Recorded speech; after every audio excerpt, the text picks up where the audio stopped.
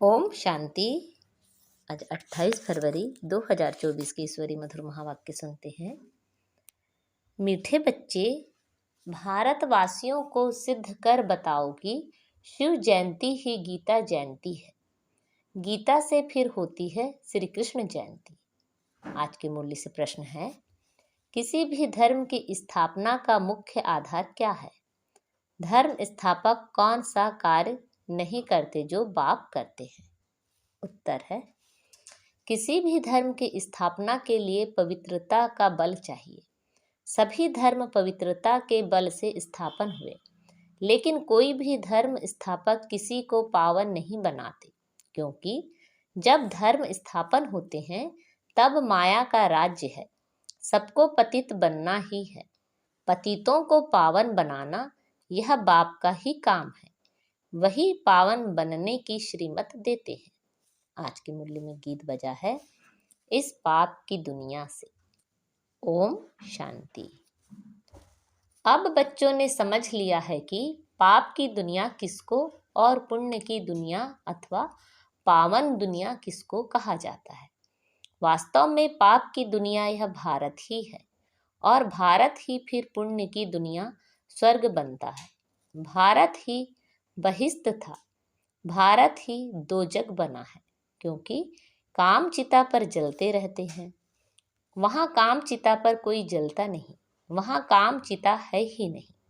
ऐसे भी नहीं कहेंगे कि सतयुग में काम चिता है। यह समझने की बातें हैं ना।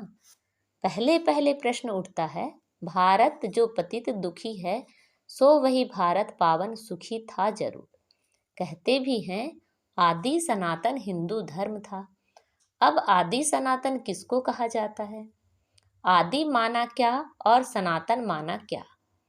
आदि माना सतयुग, तो सतयुग में कौन थे? यह तो सबको मालूम है कि लक्ष्मी नारायण थे। जरूर वे भी किसी की संतान होंगे, जो फिर सतयुग के मालिक बने। सतयुग स्थापन करने वाला था परम पिता परमात्मा, उनकी संतान थे। परंतु इस समय अपने को उनकी संतान नहीं समझते। अगर संतान समझते तो बाप को जानते, बाप को तो जानते ही नहीं। अब हिंदू धर्म तो गीता में है नहीं। गीता में तो भारत नाम पड़ा है, वह कहलाते हैं हिंदू महाभारत। अब श्रीमद् भगवत गीता है सर्वशास्त्रमयी शिरोमणि। गीता जयंती भी मनाई जाती है, शिव जयंती भी मनाई जाती है। अब शिव जयंती कब हुई है यह भी मालूम होना चाहिए। फिर है श्री कृष्ण जयंती।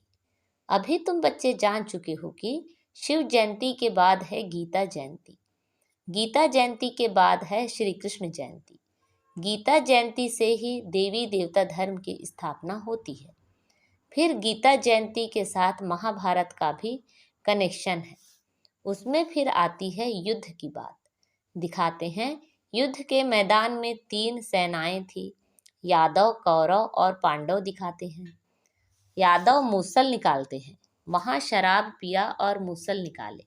तुम जानते हो अभी बरोबर मूसल भी निकल रहे हैं। वह भी अपने कुल का विनाश करने एक दूसरे को धमकी दे रहे हैं।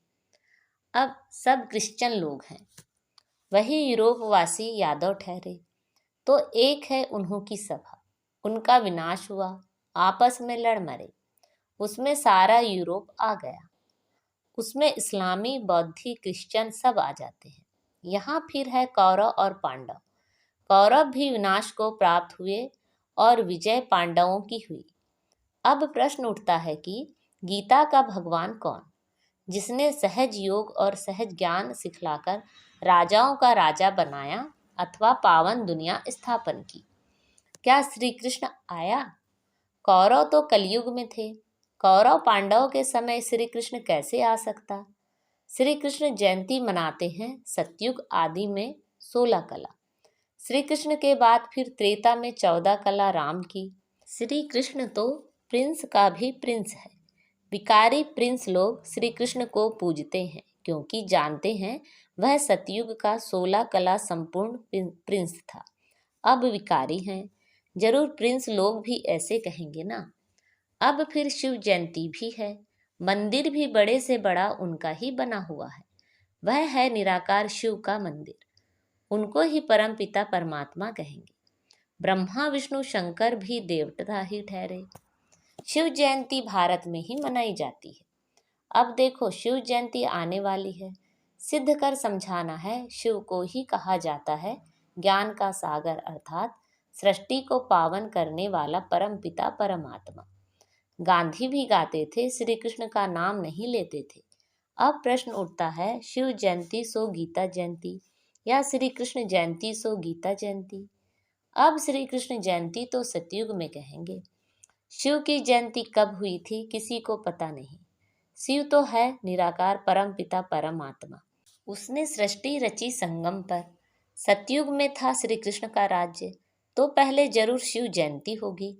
बच्चे जो ब्राह्मण कुलभूषण सर्विस में तत्पर रहते हैं, उन्हों को यह बातें बुद्धि में लानी है कि भारतवासियों को कैसे सिद्ध कर बताएं कि शिव जयंती सो गीता जयंती। फिर गीता से होती है श्री कृष्ण जयंती अथवा राजाओं के राजा की जयंती। श्री कृष्ण है पावन दुनिया का राजा, वहाँ तो है राजाई। वहाँ श्री कृष्ण ने जन्म लेकर गीता तो गाई नहीं, और सतयुग में महाभारत लड़ाई आदि तो हो नहीं सकती। वह जरूर संगम पर हुई होगी। तुम बच्चों को अच्छी तरह इन बातों पर समझाना है। पांडव और कौरव सभा मशहूर है।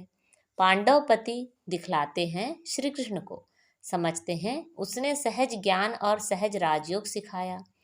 अब वास्तव में लड़ाई की तो कोई बात ही नहीं, विजय पांडवों की हुई, जिन्हों को परम पिता परमात्मा ने सहज राजयोग सिखलाया। वही 21 जन्म सूर्यवंशी चंद्रवंशी बन गए। तो पहले समझाना है हिंदू महासभा वालों को।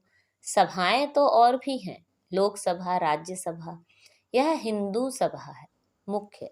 जैसे 3 सेनाएं गाई हुई हैं, यादव, कौरव और पांडव, और यह हुए भी संगम पर। अभी सतयुग की स्थापना हो रही है, श्री कृष्ण के जन्म की तैयारी हो रही है। गीता जरूर संगम पर ही गाई है। अब संगम पर किसको लाएं? श्री कृष्ण तो आ ना सके, उनको क्या पड़ी है जो पावन दुनिया छोड़ पतित दुनिया में आए। और श्री कृष्ण तो है भी नहीं। तुम जानते हो, अब वह 84वें जन्म में है। कई लोग फिर समझते हैं श्री कृष्ण हाजिरा हजूर है, सर्वव्यापी है। श्री कृष्ण के भक्त कहेंगे यह सब कृष्ण ही कृष्ण है। श्री कृष्ण ने यह सब रूप धरे हैं। राधे पंथी होंगे, वह फिर कहेंगे राधे ही राधे। हम भी राधे, तुम भी राधे। अनेक मतें निकल पड़ी हैं। कोई कहे ईश्वर सर्वव्यापी है, कोई कहे श्री कृष्ण सर्वव्यापी है, कोई कहे राधे सर्वव्यापी है। अब बाप तुम बच्चों को समझाते हैं। वह बाप वर्ल्ड ऑलमाइटी अथॉरिटी है। तो अब तुम बच्चों को भी अथॉरिटी दे रहे हैं कि कैसे इन सबको समझाएं। हिंदू महासभा वालों को समझाओ, वह इन बातों को समझ सकेंगे। वह अपने को रिलीजियस माइंडेड मानते हैं। गवर्नमेंट तो कोई धर्म को मानती नहीं, वह खुद ही मूंझ गए हैं। शिव परमात्मा है निराकार ज्ञान सागर, और कोई को ज्ञान का सागर कह नहीं सकते। वह जब सम्मुख आकर ज्ञान दे तब राजाई स्थापन हो।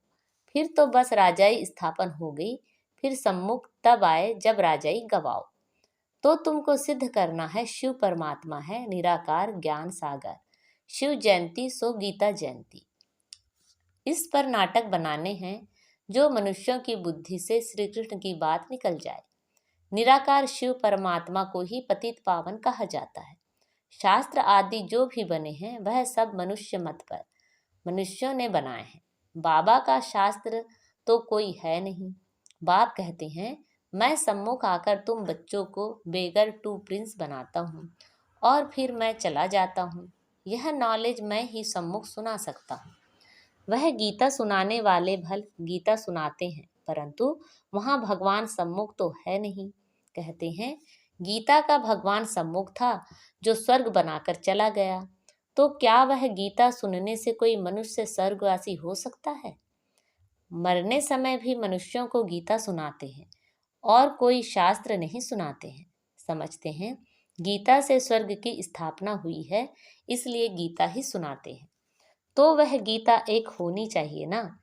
दूसरे धर्म सब पीछे आए हैं और कोई कह नहीं सकते तुम स्वर्गवासी बनेंगे।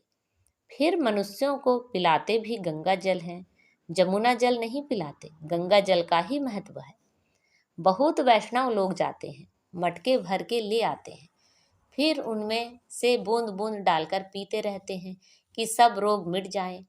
वास्तव में यह ज्ञान अमृत की धारा जिससे 21 जन्म के दुख मिट जाते हैं। तुम चैतन्य ज्ञान गंगाओं में स्नान करने से मनुष्य स्वर्गवासी बन जाते हैं। तो जरूर पिछाड़ी में ज्ञान गंगाएं निकली होंगी। वह पानी की नदियां तो हैं ही हैं। ऐसे थोड़ी ही कोई पानी पीने से देवता बन जाएंगे।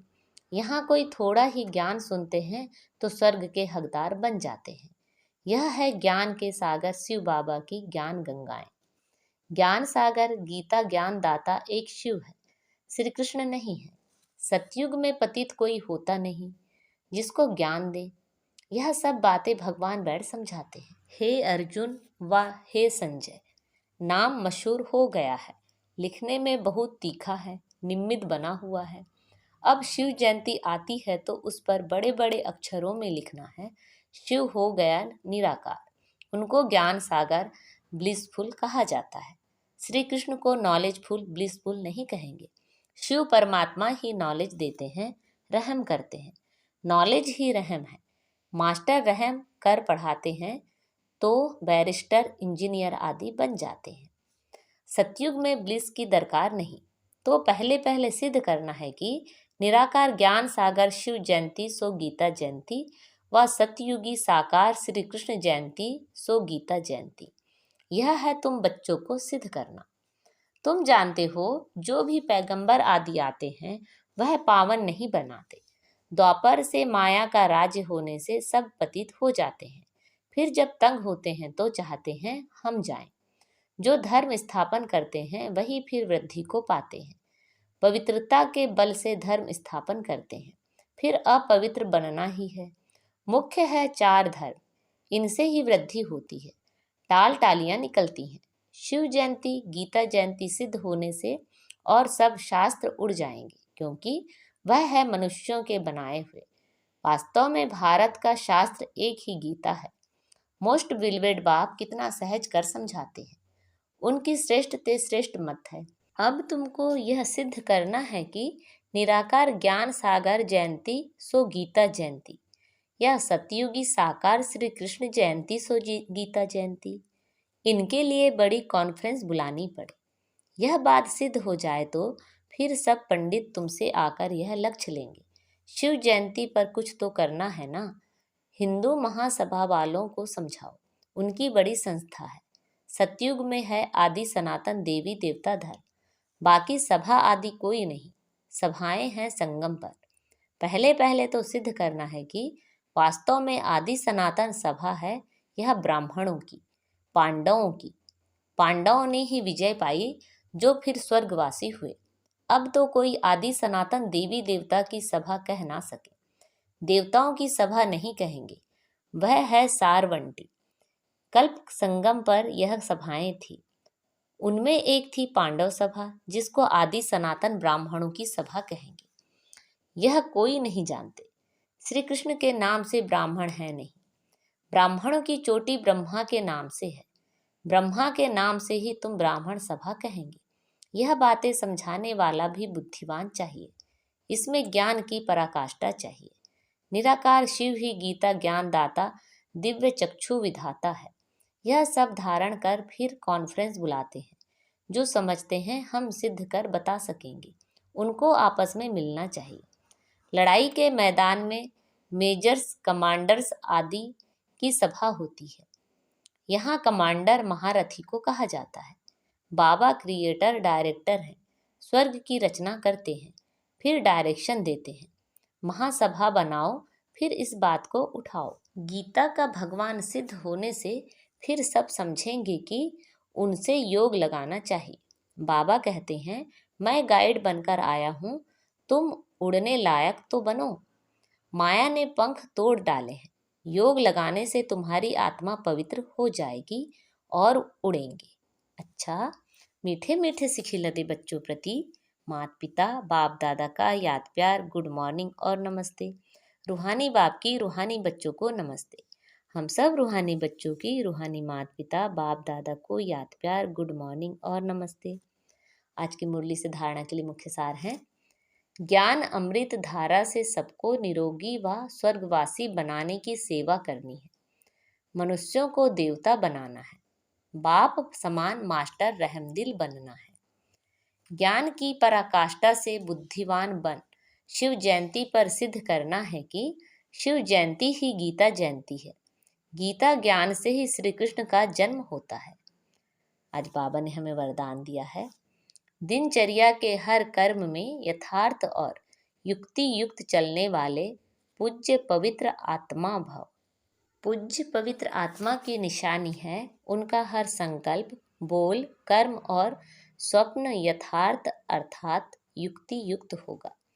हर संकल्प में अर्थ होगा। ऐसे नहीं कि ऐसे ही बोल दिया, निकल गया, कर लिया, हो गया। पवित्र आत्मा सदा दिनचर्या के हर कर्म में यथार्थ युक्ति युक्त रहती है, इसलिए पूजा भी उनके हर कर्म की होती है, अर्थात पूरे दिनचर्या की होती है। उठने से लेकर सोने तक भिन्न भिन्न कर्म के दर्शन होते हैं। आज का स्लोगन है, सूर्यवंशी बनना है तो सदा विजयी और एकरस स्थिति बनाओ। अच्छा, ओम शांति।